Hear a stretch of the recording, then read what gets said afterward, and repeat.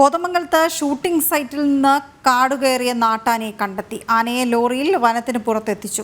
പഴയ forest station പരിസരത്ത് നിന്നാണ് ആനയെ കണ്ടെത്തിയത്. രേഷ്മ ബാബു തയ്യാറാക്കിയ റിപ്പോർട്ട്.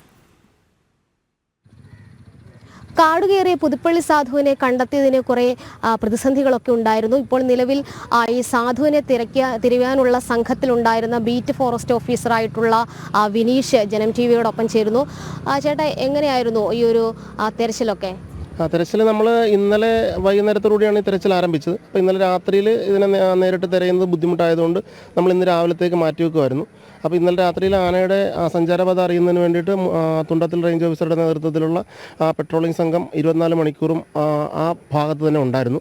അപ്പോൾ ഇന്ന് രാവിലെ 6 മണിയോടുകൂടിയാണ് നമ്മൾ വന്നതിന് ശേഷം ഒരു 1.5 മണിക്കൂറോളം തിരച്ചിൽ നടത്തിയതിന് ശേഷമാണ് ഈ ഭൂത്താൻകെട്ട് സ്റ്റേഷൻ്റെ ആ പരിസരത്ത് ആ ഒരു ചതുപ്പിനടുത്ത് ആനയെ കണ്ടെത്തിയത്. അത് എങ്ങനെയായിരുന്നു? ഒരു ചതുപ്പ് നിലത്തിൽ കണ്ടെത്തിയ ഒരു സാഹചര്യം എങ്ങനെയായിരുന്നു? അതിനൊക്കെ പരിക്കുകളോ മറ്റോ എന്തെങ്കിലും ഉണ്ടായിരുന്നു? ഇല്ല. ആനയെ സംബന്ധിച്ചിടത്തോളം അത് ഷൂട്ടിങ്ങിന് വേണ്ടിയിട്ട് ആനയുടെ മേത്ത് നിറച്ച് ചെളിയൊക്കെ തേച്ച് കാട്ടാനയുടെ രൂപത്തിലേക്ക് മാറ്റിയിരുന്നു. ആ ഒരു അവസ്ഥയിൽ തന്നെ ഉണ്ടായിരുന്നു. വളരെ ആരോഗ്യവാനായിട്ടാണ് ആനയെ കണ്ടത്. അതായത് നിലവിൽ ഈ ആന ഒരുപക്ഷെ മറ്റ് കാട്ടാനകളൊക്കെ വരുന്ന പ്രദേശമാണ്. അപ്പോൾ അങ്ങനെ എന്തെങ്കിലുമൊക്കെ ബുദ്ധിമുട്ടുണ്ടായിരുന്നോ ഈ തെരച്ചിലിൻ്റെ ഇടയിൽ? തെരച്ചിലിൻ്റെ ഇടയിൽ നമ്മൾ ഈ ദിവസങ്ങളിലൊക്കെ തിരഞ്ഞ സമയത്ത് മറ്റ് കാട്ടാനകളുടെ സാമീപ്യം കുറവായിരുന്നു.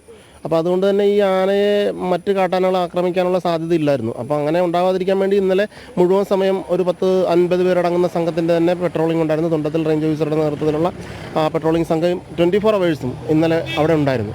അപ്പം സ്വാഭാവികമായിട്ടും കാട്ടാനകളൊന്നും വന്നിട്ടില്ല.